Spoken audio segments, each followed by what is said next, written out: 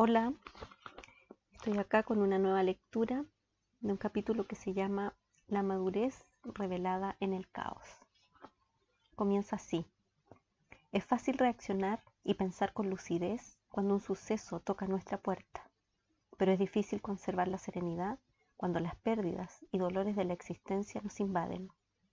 Muchos en esos momentos revelan irritación, intolerancia y miedo. Si queremos observar la inteligencia y la madurez de alguien, no debemos analizarla en las primaveras, sino en los inviernos de la existencia. Muchas personas, incluso intelectuales, se portan con elegancia mientras el mundo los elogia, pero se turban y reaccionan impulsivamente cuando los fracasos y los sufrimientos cruzan las avenidas de sus vidas. No logran superar las dificultades y ni siquiera extraer lecciones de las turbulencias. Hubo un hombre que no se abatía al ser contrariado. Jesús no se turbaba cuando sus seguidores no correspondían a sus expectativas. A diferencia de muchos padres y educadores, usaba cada error y dificultad de sus íntimos no para acusarlos y disminuirlos, sino para que evaluasen sus propias historias. El maestro de la escuela de la vida no se preocupaba mucho por corregir los comportamientos manifiestos de los más cercanos, pero se empeñaba en estimular sus pensamientos y en que expandieran la comprensión de los horizontes de sus vidas. Era amigo íntimo de la paciencia. Sabía crear una atmósfera agradable y tranquila, aun cuando el ambiente a su alrededor estuviera turbulento. Por eso decía, comillas, aprended de mí, que soy manso y humilde. Cierra comillas, eso está en Mateo 11:29. Su motivación era segura. Todo en torno a él conspiraba en su contra, pero absolutamente nada abatía su ánimo. Aún no había pasado por el caos de la cruz. Su confianza era tanta que ya proclamaba por anticipada la victoria sobre una guerra que aún no se había luchado y que, peor aún, enfrentaría solo y sin armas. Por eso, a pesar de ser quien debía recibir aliento de sus discípulos, logró reunir fuerzas para animarlos momentos antes de su partida diciendo, comillas, pero confiad, yo he vencido al mundo. Cierre comillas, eso aparece en Juan 16:33. Muchos psiquiatras y psicólogos muestran lucidez y coherencia cuando hablan acerca de los conflictos de sus pacientes, pero al tratar de los problemas, pérdidas y fracasos propios, muchos dejan caer su estructura emocional y cierran las ventanas de su inteligencia. En los terrenos sinuosos de la existencia es donde se evalúan la lucidez y la madurez emocional. A lo largo de mi experiencia como profesional en el área de la salud mental y como investigador de la psicología y la educación, quedé convencido de que no existen gigantes en el territorio de la emoción. Podemos liderar al mundo, pero tenemos inmensa dificultad en controlar nuestros pensamientos en los momentos de estrés. Muchas veces nuestros comportamientos son inadecuados, innecesarios e ilógicos ante determinadas frustraciones. El maestro de la escuela de la vida sabía de las limitaciones humanas, sabía cuán difícil es gobernar nuestras reacciones en los momentos estresantes. Estaba consciente de que fácilmente nos equivocamos y nos castigamos o castigamos a los demás. Pero siempre quería aliviar el sentimiento de culpa que aplasta las emociones y crear un clima tranquilo y solidario entre sus discípulos.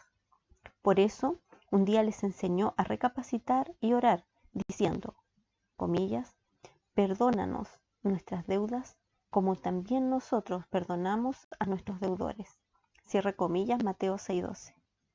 Quienes viven bajo el peso de la culpa se lastiman continuamente a sí mismos y se vuelven sus propios verdugos. Pero el que es radical y excesivamente crítico de los demás se vuelve un verdugo social. En la escuela de la vida no hay graduación. Cualquiera que se sienta graduado hace morir su creatividad, pues va perdiendo la capacidad de asombrarse de los misterios que la gobiernan. Todo se vuelve común para él, no habiendo nada que lo anime y lo estimule.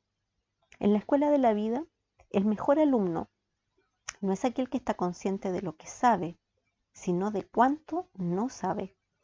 No es aquel que proclama su perfección, sino el que reconoce sus limitaciones. No es aquel que proclama su fuerza, sino el que educa su sensibilidad. Todos pasamos por momentos de vacilación e inseguridad.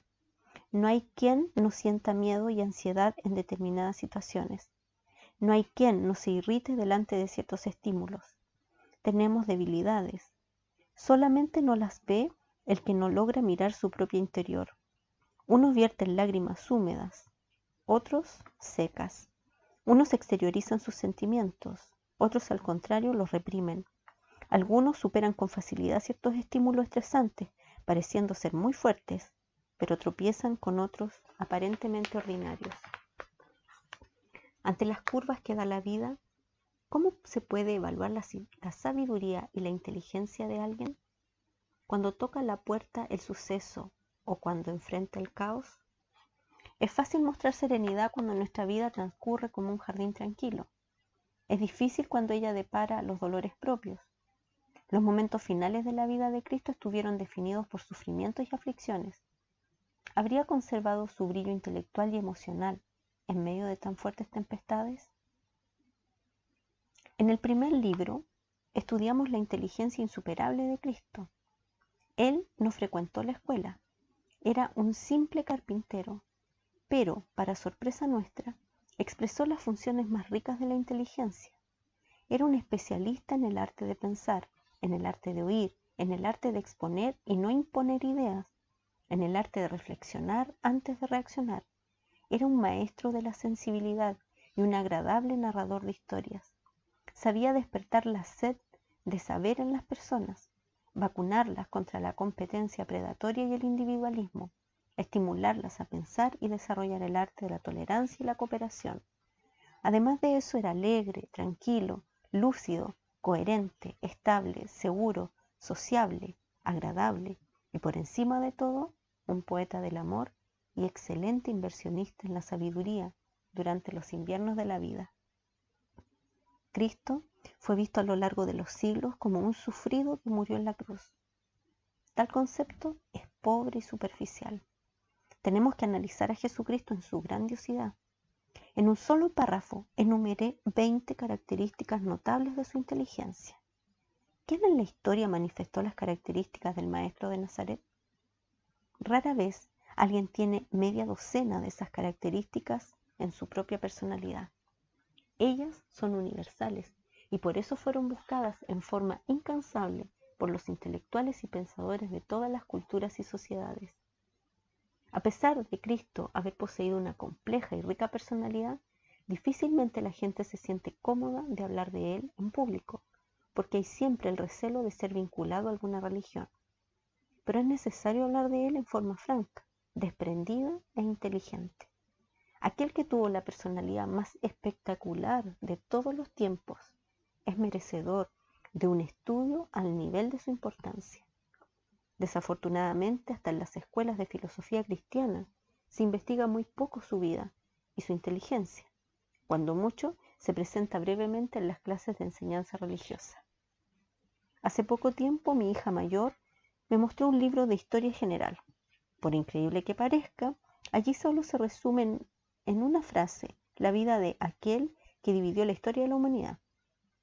¿Cómo es eso posible? El texto relata solamente que Jesús nació en Belén, en la época del emperador romano Augusto, y murió en la época de Tiberio. Ni siquiera los libros de historia le dan honor. La superficialidad con que Jesús fue tratado a lo largo del tiempo, así como otros hombres que brillaron por su inteligencia, es uno de los motivos que conducen a los jóvenes de hoy a no crecer como pensadores. Los educadores no han logrado reproducir el brillo de la sabiduría de Cristo. No logran incluirlo en las clases de historia, filosofía o psicología. Son tímidos y reprimidos.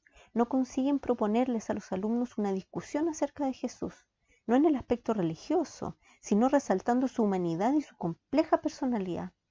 Yo realmente creo que en las propias escuelas que desprecian cualquier valor espiritual, como sucede en Rusia, la enseñanza constante de la historia de Jesús podría revolucionar la forma de pensar de los alumnos. Si en las escuelas que siguen las filosofías budistas, hinduistas, islámicas y judías también se estudiaran las características fundamentales de la inteligencia del Maestro de Nazaret entre los alumnos de nivel básico, intermedio y universitario, habría mejores condiciones para formar pensadores, poetas de la vida, personas capaces de sembrar solidaridad y sabiduría en la sociedad. Una importante investigación que realicé con más de 1000 educadores de centenas de escuelas mostró que 97% de ellos consideran que las características vividas y enseñadas exhaustivamente por el maestro de Nazaret son fundamentales para la formación de la personalidad humana. Sin embargo, para espanto nuestro, más del 73% de los educadores dijo que la enseñanza clásica no había logrado desarrollar esas funciones. Eso muestra que la educación, aunque dirigida por profesores dedicados, verdaderos héroes anónimos, atraviesa una grave crisis. Por lo tanto, la educación ha contribuido poco a la formación de la personalidad y al arte de pensar. La escuela y los padres están perdidos y confundidos acerca del futuro de los jóvenes. En el 7º Congreso Internacional de Educación, dicté una conferencia sobre el tema, comillas, el funcionamiento de la mente y la formación de pensadores para tercer milenio, cierre comillas. En esa ocasión, comenté con los educadores que en el mundo actual, aunque se hayan multiplicado las escuelas y la información, no aumentamos en la misma proporción la formación de pensadores. Estamos en la era de la información y la informática, pero las funciones más importantes de la inteligencia no se están desarrollando. Por lo visto, las personas del siglo XXI serán menos creativas que las del siglo XX. Hay en el aire una idea de que las personas del futuro serán repetidoras de informaciones, no pensadoras. Serán personas con más capacidad de dar respuestas lógicas, pero menos capaces de dar respuestas a la vida, o sea, con menos capacidad de superar desafíos o de contemplar lo bello, de tratar con sus dolores, enfrentar las contradicciones de la existencia y discernir los sentimientos más ocultos en los demás. Desafortunadamente, tendrán dificultad para proteger sus emociones y serán susceptibles a enfermedades psíquicas y psicosomáticas. La culpa no es de los profesores. Ellos hacen un trabajo estresante y aunque ni siquiera reciban un sueldo digno, enseñan frecuentemente como poetas de la inteligencia. La culpa está en el sistema educativo, que se ha arrastrado hace siglos, basado en teorías que comprenden poco tanto el funcionamiento multifocal de la mente humana como el proceso de construcción de pensamientos. Por eso encierra a los alumnos en los salones de clase y los transforma en espectadores pasivos del conocimiento, y no en agentes transformadores de su historia personal y social. El maestro de Nazaret quería producir personas que se interiorizasen y fueran ricas y activas en lo íntimo de sus inteligencias.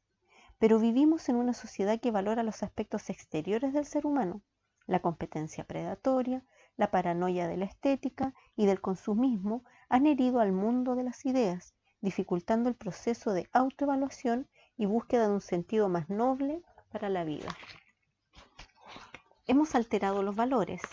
El paquete vale más que el contenido, la estética más que la realidad. ¿Y el resultado de eso? Desafortunadamente está en los consultorios de psiquiatría y de medicina general. La depresión, los trastornos de ansiedad y las enfermedades psicosomáticas ocuparán los primeros puestos como las enfermedades del siglo XXI. Por favor, no vamos a atribuir la culpa de estos trastornos psíquicos a la famosa serotonina contenida en el metabolismo cerebral. Necesitamos tener una visión multifocal y darnos cuenta de que hay importantes causas psíquicas y psicosociales en los salones de clase. Los jóvenes, así como los adultos, no están aprendiendo a vivir como si la vida fuera un grandioso espectáculo. No se alegran por pertenecer a una especie que posee el mayor de todos los espectáculos naturales, el de la construcción de pensamientos. ¿Cómo es posible que un ser humano, tanto intelectual como alguien desprovisto de cualquier cultura académica, consiga en milésimas de segundo penetrar en su memoria y en medio de billones de opciones rescatar las informaciones que construirán las cadenas de pensamiento? ¿No se queda admirado de la mente humana? Yo me asombro de la construcción de la inteligencia. Es posible que nos quedemos encantados al percibir la complejidad hasta en la inteligencia de un niño deficiente mental o autista. En mi experiencia con niños autistas cuyo cerebro se ha conservado, comprobé que cuando estimulamos los fenómenos que forjan los pensamientos, muchos se abren para convivir socialmente como flores que rehúsan la soledad y quieren pertenecer a un jardín. Quien no es capaz de quedarse encantado con el espectáculo de los pensamientos, nunca se internó en las áreas más profundas de su propio ser. Los pensamientos más débiles que producimos son, aunque no nos demos cuenta, construcciones complejas, tan complejas que la psicología aún se considera como una, comillas, ciencia infantil al buscar comprender los fenómenos vinculados a ellas. Quien es incapaz de contemplar la vida tampoco logra hacerle un homenaje cada mañana. No consigue despertar y declarar, comillas, qué bueno es estar vivo, puedo vivir el espectáculo de la vida un día más, cierre comillas. ¿Cuántas veces miramos el universo y declaramos que, aunque seamos tan pequeños, hundidos en tantas dificultades y errores, somos seres únicos y exclusivos? Seres que piensan y tienen conciencia de la propia existencia. Cristo vivía la vida como un espectáculo. El aburrimiento no era parte de su historia. El maestro de Nazaret tenía convicciones contrarias a la de su sociedad contemporánea. Estimulaba la inteligencia de las personas cercanas y las orientaba hacia el interior de sí mismas, conduciéndolas a vivir como si la vida fuera un espectáculo de placer e inteligencia. Su presencia animaba el pensamiento y estimulaba el significado de la vida. Un día, señalando a un minusválido, unas personas que deseaban saber el porqué de aquella deficiencia le preguntaron, comillas, ¿quién pecó? ¿Este o sus padres? Cierre comillas. Eso se encuentra en Juan capítulo 9, verso 2. Aquellas personas esperaban que Jesús dijera que la deficiencia era culpa de algún error que aquel hombre o sus padres habían cometido en el pasado. Tales personas eran esclavas de los antónimos correcto, equivocado, pecado, castigo. Pero para sorpresa de ellas, él dijo una frase difícil de interpretar, comillas, no es que pecó este ni sus padres, sino para que las obras de Dios se manifiesten en él. Cierre comillas, eso se encuentra en Juan 9, verso 3. Aparentemente eran palabras raras, pero con ellas Jesús puso los dolores de la existencia bajo otra perspectiva. A ninguno de nosotros nos gustan los sufrimientos y las dificultades de la vida. Buscamos extirparlos de nuestras historias a cualquier costo.